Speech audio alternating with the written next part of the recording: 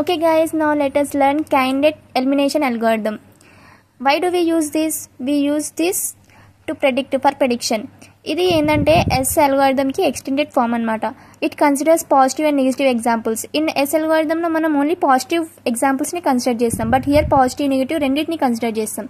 ఇక్కడ పాజిటివ్లో ఏం చేస్తాం, స్పెసిఫిక్ని జనరల్ హైపోథెసిస్లో కన్వర్ట్ చేస్తాం. వేరియస్ నెగిటివ్ ఉంటే నెగిటివ్ని జనరల్ హైపోథెసిస్ నుంచి స్పెసిఫిక్కి కన్వర్ట్ చేస్తాం. స్పెసిఫిక్వి 5తో డినోట్ చేస్తాం, జనరల్వి ఏమో క్వశ్చన్ మార్క్తో డినోట్ చేస్తాం. ఇప్పుడు స్పెసిఫిక్లో ఉందనుకో ఆ ఎగ్జాంపుల్, లైక్ పాజిటివ్ ఉంటే మనం స్పెసిఫిక్ నుంచి జనరల్కి కన్వర్ట్ చేయాలి. If it is in general then we have to convert it from general to specific. Okay, and this is the algorithm. See here, అల్గోరిథంలో 4 స్టెప్స్ ఉన్నాయి. What is the first step? First data set ఏందో load చేసుకోవాలి. Next initialise general hypothesis and specific hypothesis. And what is the third step? If example is positive అయితే ఏమవుతుంది? If attribute value is equal to hypothesis value, do nothing. అంటే మన attribute value hypothesis value same ఉన్నాయి అనుకో, just ignore it. And if else it is not same, then we have to replace it with general specific question mark. If example is negative, then make general to specific, and if it is positive, then make specific to general. Now let us take an example. It is example of enjoy sports. What is the first step? As we have seen in S algorithm, initialize general hypothesis and specific hypothesis. Okay, this is our example, enjoy sports. ఇందులో మనం example తీసుకున్నాం, ఇదేమో specific hypothesis. Specific హైపోథెసిస్లో అన్ని 5 తీసుకోవాలన్నమాట. ఇదేంది మన టేబుల్లో attributes ఉన్నాయి. ఎన్ని యాట్రిబ్యూట్స్ ఉన్నాయి? 6 యాట్రిబ్యూట్స్ ఉన్నాయి. First sky, second air temperature, third humidity, fourth wind and fifth water, 6 is forecast. ఇది మన రిజల్ట్. ఎస్ ఆర్ నో అంటే ఎంజాయ్ చేశారా లేదా అనేది క్వశ్చన్. ఓకే, సో ఇవన్నీ మనం యాట్రిబ్యూట్స్ అన్ని ఇప్పుడు మనం examples 1 by 1 row by 1 check చేస్తామన్నమాట by using this candidate elimination algorithm. Okay, let us see here. First ఏంది? ఇది జనరల్ హైపోథెసిస్. జనరల్ హైపోథెసిస్లో ఏం చేస్తాం? General hypothesis.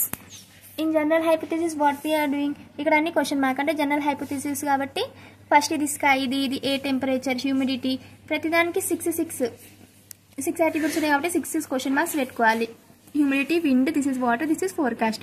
Now let us take an example. This is first row. ఫస్ట్లో ఏమున్నాయి మనకి? సన్నీ, వామ్, normal, strong. ఫస్ట్లో ఉన్నవన్నీ సేమ్ అట్లనే రాసుకోవాలి. దాన్ని జనరల్లో చేంజ్ చేస్తే సేమ్ అదే వస్తుంది. Okay, for next example, this is first మనకి ఉన్న స్పెసిఫిక్ హైపోథెసిస్ని. సెకండ్ ఎగ్జాంపుల్ ఏంది? సన్నీ, వామ్ సేమ్ ఉన్నాయి, కానీ ఇక్కడ చేంజ్ ఏముంది మనం చూసుకోవచ్చు. As we can see here, normal నుంచి హై, ఇక్కడ 1 చేంజ్ అయింది. చేంజ్ అయిన దగ్గర మనం జనరల్లో చేంజ్ చేసేటప్పుడు ఏం చేస్తాం? క్వశ్చన్ మార్క్ పెట్టుకుంటాం. సో ఇక్కడ మనం క్వశ్చన్ మార్క్ పెట్టుకున్నాం. Okay, now this is example 3. Example 3లో థర్డ్ రోకి పోతాం. థర్డ్ రో మనం ఇక్కడ చూసుకోవచ్చు, ఇట్ ఈస్ సేమ్. అంటే ఇక్కడ థర్డ్ రోలో నో ఉంది, నో నెగిటివ్ ఉంది కాబట్టి ఇక్కడ ఏం చేయాలి మనం?